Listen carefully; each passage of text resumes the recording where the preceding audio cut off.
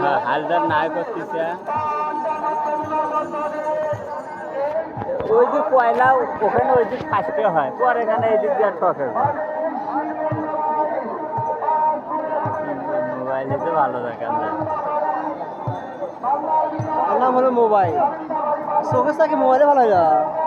হ্যাঁ চোখের থেকে মোবাইলে ভালো হয় না বাস্তবের চেয়ে মোবাইলে ভালো দেখা যায় ভিডিও